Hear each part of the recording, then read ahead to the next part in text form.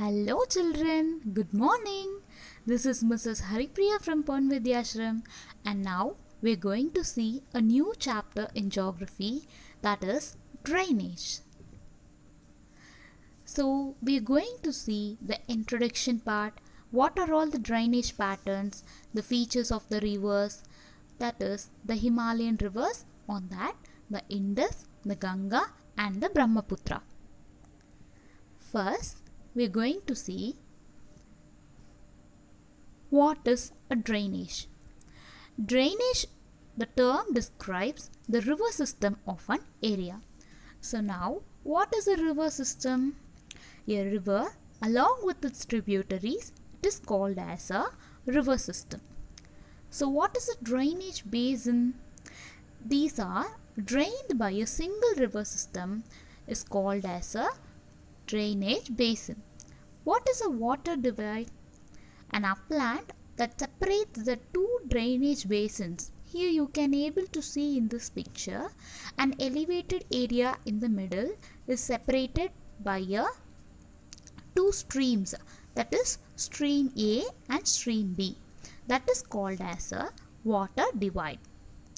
So in India we have two river systems, that is the Himalayan river system and the Peninsular river system.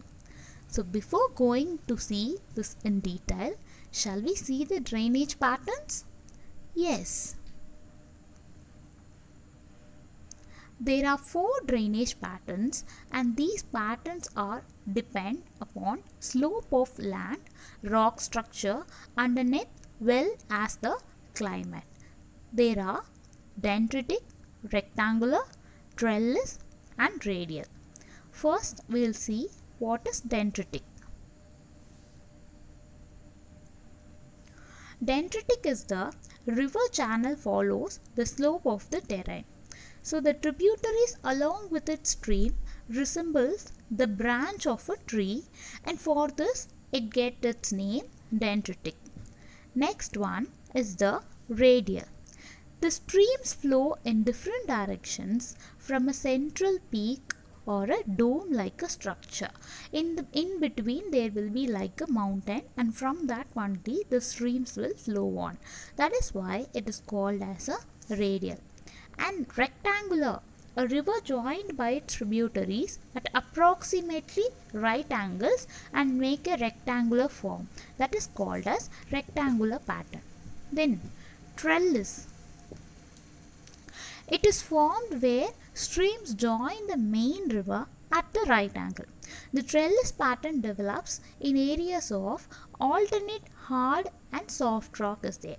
So the trellis drainage is characteristic of folded mountains. For example, the Appalachian Mountains in North America and in the northern part of the Trinidad. Now we are going to see in detail about the features made by the rivers. So you can able to see the picture. The source of the river is there. The broader part in the upper area is called as a upper course of the river, and in the middle course you can see the part called Menda, and in the lower course you can see the delta region and the Oxbow Lake.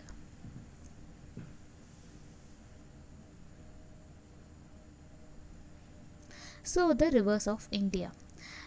As we already said, there are two river types in India. One is the Himalayan rivers and the Peninsular rivers. In this video, we are going to see in detail about the Himalayan rivers.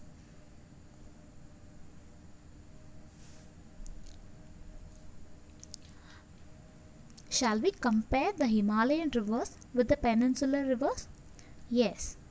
So these rivers of Himalayan originate from the glaciers, but the peninsular rivers originate from the plateaus, and the catchment area here is very large compared to here is very small, and it is engaged in high erosion activity. Here it is engaged in the low erosion activity. Here Himalayan rivers are useful in irrigation, and this is not much very useful in the case of irrigation. These are all perennial rivers as they are originate from the glaciers, and here they are all non-perennial. So some of the examples of Himalayan rivers are the Indus, the Ganga and the Brahmaputra. And examples from the peninsular rivers are Narmada and Godavari and etc. First, we are going to see in detail about the Himalayan rivers. So the Himalayan rivers are the perennial rivers, that is, they will flow throughout the year as they originate from the glaciers. There are three major rivers which we already said, the Indus, the Ganga and the Brahmaputra. And among these, the Indus and the Brahmaputra originate from the north of the Himalayas and they cut through the mountain and make a gorge. The Himalayan rivers perform intensive erosional activities and they carry huge loads of salt and sand that form in the upper course. First, we are going to see the Indus river system. The river Indus, which rises in the Tibet near the lake Mansarovar. It flows west and it enters India in the Ladakh district of Jammu and Kashmir through a picturesque gorge. Several tributaries it has, namely the Zaskar, the Shyok and the Hunsa join here. It flows through the Baltistan, the Gilgit and emerges from the mountain of Attock. The famous five rivers of Punjab are the Satluj, the Beas, the Ravi, the Chenab and the Jhelum meet the Indus a little above the Mithankot in Pakistan. After this, the Indus River flows southwards and ultimately meets the Arabian Sea. The total length of the river is about 2,900 km. That is, it is one among the longest river of the world. Nearly 33.3% of the Indus Basin is located in India and in the states of Jammu and Kashmir, Himachal Pradesh and in the Punjab, and the rest of the 67% lies in the Pakistan. According to the provisions of Indus Water Treaty, that is in the year 1960, India can only use 20% of the total water carried by this river system. This water is used for irrigation in the Punjab, Haryana and the western parts of the Rajasthan. So this is the map of the Indus River. You can able to see these are all the tributaries of the Indus River: Jhelum, Chenab, Ravi, Beas and Satluj. And nearly 33.3% of the river lies in India.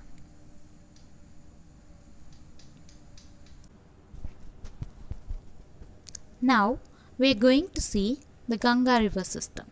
So from the north, the Ganga is joined by numerous tributaries like the Yamuna, the Gomti, the Gagra, the Gandak and the Kosi. The river Yamuna rises from the Yamunotri glacier in the Himalayas. It flows parallel to the Ganga. It is the right bank tributaries of the Ganga and meets the Ganga at Allahabad. The Gagra, the Gandak and the Kosi rise in the Nepal Himalayas. These rivers flooded the parts of the northern plain every year, causing widespread havoc but enriching the soil for the extensive agricultural lands of the northern plains. The main tributaries coming from the peninsular uplands are the Chambal, the Betwa, the Son and the Damodar. They rise from the semi-arid areas. They have shorter courses and do not carry much water in them. Ganga is enriched with the water from its right and left bank tributaries. It flows eastwards till Farakka in West Bengal. This is the northernmost point of the Ganga Delta. The river bifurcates here. The Bhagirathi Hooghly flows southward through the deltaic plains to the Bay of Bengal. The main stream flows southward into the Bangladesh and is joined by the Brahmaputra. It is known as the Jamuna here. Further downstream, it is known as the Meghna. This mighty river with waters from Ganga and the Brahmaputra flows into the Bay of Bengal and forms the Sundarban Delta, where there are lots of Sundari trees here. It is the most classic and the largest delta of the world, where you can find more number of Bengal tigers here.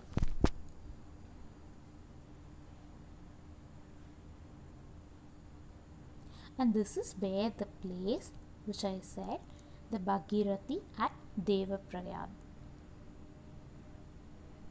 So this is the map of the Ganga river system.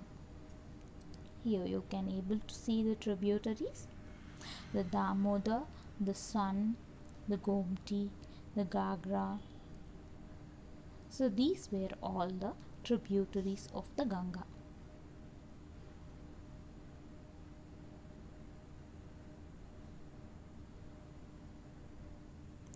Now we are going to see the Brahmaputra river system.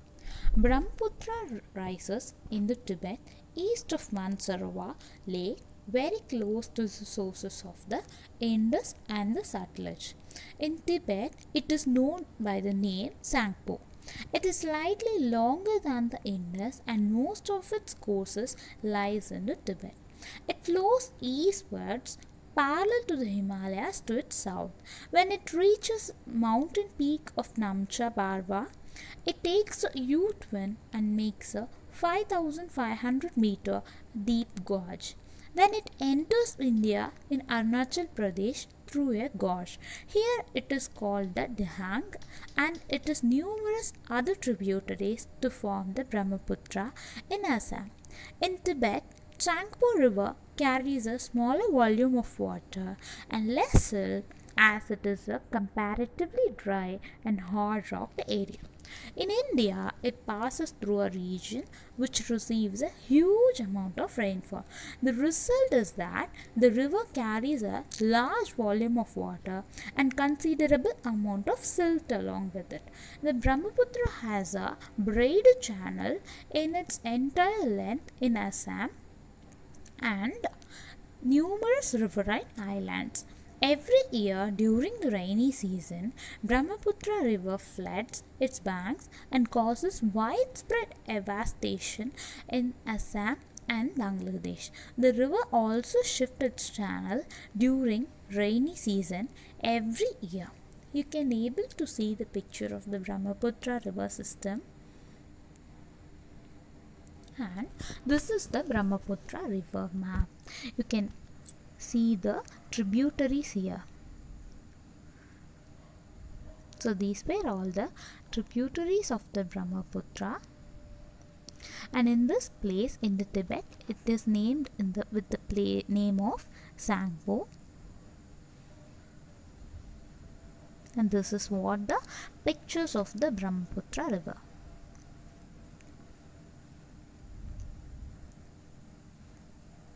So till this I end up my session, and in the next video we will continue with the peninsular river system. Thank you, children.